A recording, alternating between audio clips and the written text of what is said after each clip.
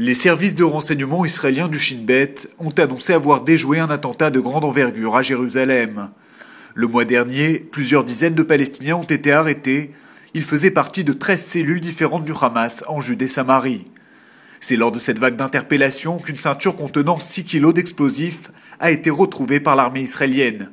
Celle-ci devait être actionnée 24 heures plus tard dans le centre commercial du quartier de Pisgat Ze'ev, à l'est de Jérusalem. On apprend par ailleurs que plusieurs activistes, dont certains seraient détenteurs d'une carte d'identité israélienne, étaient en relation directe avec le QG du Hamas en Syrie, et surtout qu'ils étaient déjà impliqués dans l'attaque du 23 mars dernier visant la capitale israélienne. Pour rappel, une bombe avait explosé près de la station centrale d'autobus, faisant un mort et une trentaine de blessés. Le cerveau de cet attentat, Yasha Karfa, se trouve désormais aux mains des forces de sécurité israéliennes. Le président palestinien Mahmoud Abbas annonce qu'il va de nouveau s'entretenir avec les responsables américains au sujet de la demande d'adhésion d'un État palestinien à l'ONU le 20 septembre prochain.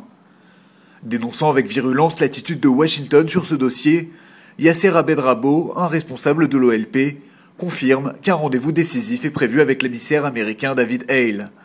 Il y voit une ultime tentative américaine de sauver ce qui peut l'être. Yasser Abed-Rabo dit toutefois s'attendre à ce que Washington émette des menaces et des mises en garde aux Palestiniens. Celles-ci pourraient aller du simple boycott financier à des mesures visant la représentation de l'OLP aux Nations Unies.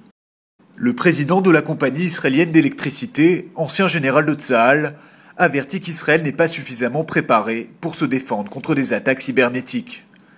S'exprimant à l'occasion d'un colloque sur la guerre terrestre, Yitzhak Rontal estime que l'État hébreu doit se préparer à la possibilité que ses ennemis aient déjà réussi à introduire des virus à l'intérieur des systèmes informatiques.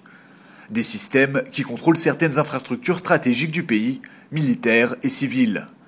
Rontal, qui a servi comme commandant de l'armée de terre, a par ailleurs déclaré que la compagnie israélienne d'électricité devait également se tenir prête à une telle menace.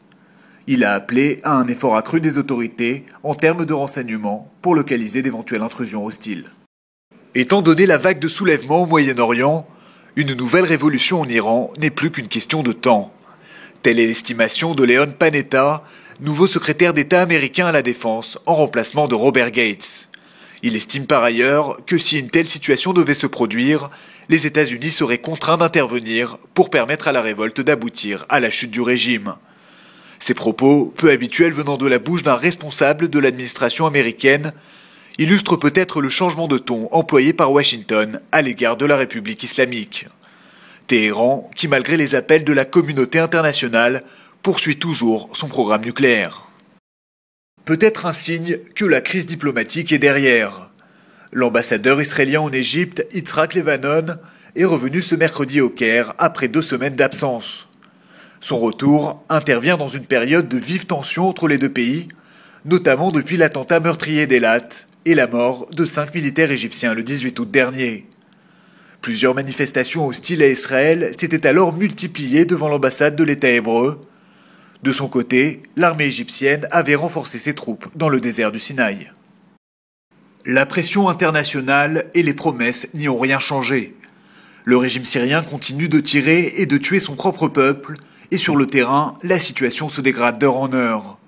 C'est désormais à la mitrailleuse lourde que l'armée syrienne attaque les civils, comme ce mercredi à Homs, où au moins 7 personnes ont été tuées. Dans cette ville, divisée entre quartiers pro et anti-régime, l'armée a fait entrer les chars et a coupé les télécommunications dans une partie de la localité. Ces derniers jours, les opérations militaires se sont donc intensifiées autour de la ville. Ce mercredi, la France a de nouveau dénoncé des crimes contre l'humanité.